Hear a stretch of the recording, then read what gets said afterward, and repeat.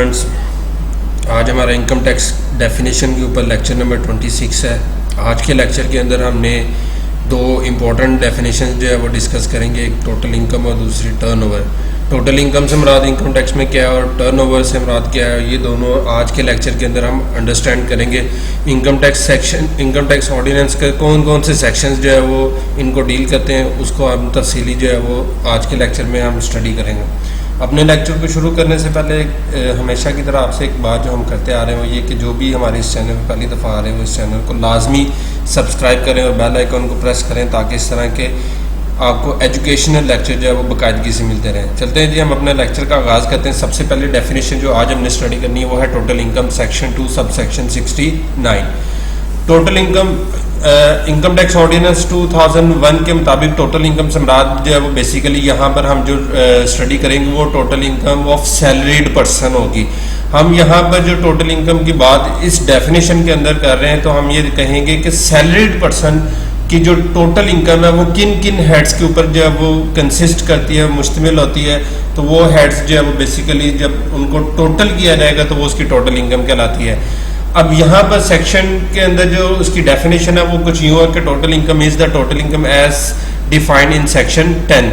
तो सेक्शन 10 में इसको जो है वो इन डेप्थ डिफाइन किया गया। अब सेक्शन 10 के जो वर्ड्स हैं वो यहाँ से शुरू होते हैं। For the purpose of the imposition of tax and the computation of total income, all income shall be classified under the following heads, namely first income from salary, second income from property, then income from business, capital gain और last में income from other sources. जो ऐसी income जो कि इन ऊपर वाले चार heads में अगर फॉल नहीं करती तो वो अदर सोर्सेज में आ जाती है। तो किसी भी शख्स की जो है वो टोटल इनकम से मुराद इन 5 हेड से जो वो इनकम अर्न करेगा, जनरेट करेगा, उसका जो मजमुआ होगा वो मजमुआ उसकी जो है वो क्या कहलाएगा, टोटल इनकम कहलाएगा। ये बिफोर डिडक्शन होगा, किसी किस्म की डिडक्शन करने से पहले जो आपने टोटल लेना है वो उस टोटल जो है वो आपकी टोटल इनकम कहलाएगा। तो टोटल इनकम से मुराद जो उसकी इनकम फ्रॉम सैलरी है, जो इनकम फ्रॉम प्रॉपर्टी है, इनकम फ्रॉम बिजनेस है, कैपिटल गेन है और इनकम फ्रॉम अदर सोर्सेज है। तो इनका मजमुआ उसकी जो है वो क्या कहलाएगा, टोटल इनकम कहलाएगा।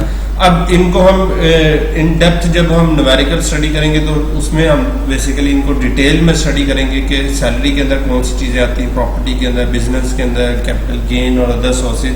अभी के लिए सिर्फ इतना ही हमें डेफिनेशन के पॉइंट ऑफ व्यू से अंडरस्टैंड करना इतना ही काफ़ी है कि किसी भी शख्स की टोटल इनकम से मुराद इन 5 हेड्स का जो है वो मजमुआ है। सेकेंड डेफिनेशन हमने पढ़नी है टर्नओवर। टर्नओवर से मुराद जो है वो बेसिकली सेल होता है, ठीक है। अगर आप आम अल्फाज में अगर बात करें तो टर्नओवर मींस द सेल, ठीक है। उस सेल से जितने भी आप पैसे अर्न करते हैं, या इन सिंपल वर्ड्स अगर आप कहें कि आप चीज़ें सेल करके और सर्विसेज प्रोवाइड करके जितनी अमाउंट इन टोटल अर्न करते हैं तो वो आपकी जो है वो क्या होती है, टर्नओवर होती है। मतलब अगर आपने जो है वो 1 लाख की चीज़ें सेल की हैं तो वो 1 लाख रुपये आपकी जो है वो क्या है, टर्नओवर है। हाँ, इसके अंदर कुछ एक चीज़ें जो है वो शामिल नहीं की जाती, वो हम जो है वो इस डेफिनेशन को स्टडी करते हैं और इसको एक्सप्लेन करते हैं कौन सी चीज़ें शामिल नहीं होती। Turnover means the turnover as defined in section 3 of section 113। Section 113 इसको जो है वो इन डिटेल डिफाइन करता है कि टर्नओवर क्या है। यहाँ पर सेक्शन 2 सब सेक्शन 70A में सिर्फ इतना ही लिखा हुआ है कि turnover means turnover as defined in sub section 3 of section 113। अब सेक्शन 113 के वर्ड्स क्या है वो यहाँ से शुरू होते हैं जी। फर्स्ट वो कहता है कि द ग्रॉस सेल और gross receipt exclusive of, exclusive का मतलब कि ये चीज़ शामिल नहीं है, exclusive of sales tax, federal excise duty और any trade discount shown on invoice और bill derived from the sale of goods and also excluding any amount taken as deemed income and is assessed as final discharge of tax liability for which the tax is already paid or payable। अब यहाँ पर वो कहता है कि इस सारी wording में अगर आप पढ़े तो वो ये कहता है कि द ग्रॉस सेल और gross receipt exclusive of sale tax and federal excise duty, कि आपने एक चीज़ सेल की है, उसके अंदर जब वो सेल्स टैक्स और फेडरल एक्साइज ड्यूटी शामिल है, तो उनको निकाल के जो उस चीज़ के बदले में आपने पैसे रिसीव किए हैं, वो रिसीव आपकी जो है वो क्या होगी, जो है वो टर्नओवर होगी। अब ये जो सेल्स टैक्स और जो फेडरल एक्साइज ड्यूटी बेसिकली आपकी पॉकेट में तो नहीं आ रहा है, ये तो गवर्नमेंट की पॉकेट में जाना है। आपने on behalf of the government इसको कलेक्ट किया और अल्टीमेटली इसको आगे डिपॉजिट करवा देना है। तो लिहाजा इन दोनों चीज़ों को निकाल के, या इसके अलावा अगर आप कोई डिस्काउंट देते हैं तो वो डिस्काउंट भी निकाल के जो एक्चुअल अमाउंट आप रिसीव करते हैं, जो आपकी पॉकेट में आते हैं, वो पैसे आपके क्या होते हैं, टर्नओवर होते हैं। तो किसी भी चीज को सेल करके जो अमाउंट टोटल आप रिसीव करते हैं, जो टोटल अमाउंट आप अर्न करते हैं सेल्स टैक्स के अलावा और फेडरल एक्साइज ड्यूटी के अलावा और डिस्काउंट के अलावा, वो अमाउंट आपकी क्या होती है, टर्नओवर कहलाती है। क्लियर होगी बात ये। नंबर सेकंड वो कहता है कि the gross fee for rendering of services or for giving benefits including commission except covered by a final discharge of tax liability for which the tax is separately paid or payable।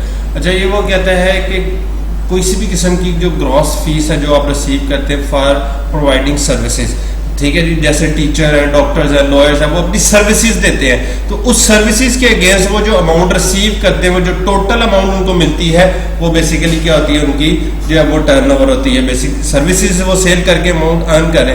अच्छा, इसके अंदर वो amount शामिल नहीं है जिसके ऊपर separate tax लगना है, FTR में टैक्स लगना है, फाइनल टैक्स रिजम में जो है वो टैक्स लगना है, वो वाली अमाउंट आपकी जो है इनकम के अंदर, टर्नओवर के अंदर शामिल नहीं की जाती। तो ऐसी तमाम अमाउंट, दोनों ऊपर वाले दोनों पॉइंट, अभी ये जो हमने A और B पढ़ा है, इन दोनों पॉइंट्स के अंदर एक बात कॉमनली है, वो ये है कि ऐसी तमाम अमाउंट जिनके ऊपर सेपरेट टैक्स चार्ज होना है, जो इनकम कवर्ड अंडर FTR में आएंगे, वो अमाउंट आपकी टर्नओवर के अंदर शामिल नहीं की जाएगी। इसके अलावा आप जितनी भी अमाउंट टोटल रिसीव करेंगे बाय सेलिंग ऑफ गुड्स और बाय प्रोवाइडिंग ऑफ सर्विसेज, तो वो अमाउंट आपकी जो है वो क्या कहलाएगी, टर्नओवर कहलाएगी। नंबर थर्ड वो कहता है the gross received from the execution of contract except covered by the final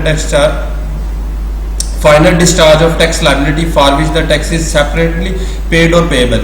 तो यहाँ पर भी वो ये बात कहता है कि कॉन्ट्रैक्ट को परफॉर्म करने के जो, मतलब आप कॉन्ट्रैक्ट परफॉर्म करते हैं, कॉन्ट्रैक्ट किया, तो उसके अगेंस्ट आपने जो है वो कोई अमाउंट रिसीव की है। मिसाल के तौर पर आपने जो है वो एक बंदे से कॉन्ट्रैक्ट किया कि आप उसको गुड्स सप्लाई करोगे, तो उस गुड्स को सप्लाई करने के बदले में जो अमाउंट आप रिसीव करेंगे, वो आपकी अमाउंट क्या कहलाएगी, टर्नओवर कहलाएगी। तो डिस्चार्ज ऑफ कॉन्ट्रैक्ट के लिए, ठीक है, उस कॉन्ट्रैक्ट को परफॉर्म करने के लिए अगर आपने कोई प्राइस तय की थी, तो उस प्राइस को जो आप रिसीव करेंगे वो आपकी क्या कहलाएगी, टर्नओवर कहलाएगी। और सिमिलरली इसमें भी वो बात यही कह रहा है कि कोई ऐसी अमाउंट जिसके ऊपर कोई सेपरेट टैक्स चार्ज होना है, वो अमाउंट आपकी जो है वो इस जो है वो टर्नओवर के अंदर शामिल नहीं की जाएगी, ठीक है, अगर कोई amount income covered under FTR में आनी है। उसके बाद नंबर लास्ट वो the companies share of amount stated above of any association of person of which the company is a member. इस D पॉइंट के अंदर वो ये कहता है कि ऊपर वाले ये जो 3 पॉइंट्स हैं, इन तीनों पॉइंट्स में अगर एसोसिएशन ऑफ पर्सन इन्वॉल्व होगी, तो उस एसोसिएशन ऑफ पर्सन का जो प्रॉफिट है वो बेसिकली मेंबर्स में डिस्ट्रीब्यूट होना है। तो वो जो मेंबर्स में डिस्ट्रीब्यूट होना है, अगर कोई कंपनी किसी एसोसिएशन ऑफ पर्सन का मेंबर है, तो उस कंपनी का वो हिस्सा भी उसके टर्नओवर कहलाएगा। मसलन एक कंपनी है, उसने जो है वो राइट्स बाय किए हुए किसी पार्टनरशिप फर्म के अंदर, तो उन राइट्स के अगेंस्ट जो उसको उस जो है वो अमाउंट रिसीव होनी है, जो अर्न होनी है, तो कंपनी के लिए वो भी उसकी क्या कहलाएगा, टर्नओवर कहलाएगा। क्लियर होगी बात ये। तो ये थी आज की जो है वो डेफिनेशन। आई होप कि आपको ये दोनों पॉइंट समझ आए होंगे। अगर आपका स्टिल कोई क्वेश्चन हुआ तो मुझे ज़रूर पूछेगा, मैं इंशाल्लाह उसके ऊपर जो है वो आपकी फर्दर रहनुमाई करूँगा। इजाज़त दीजिए, अल्लाह हाफिज़।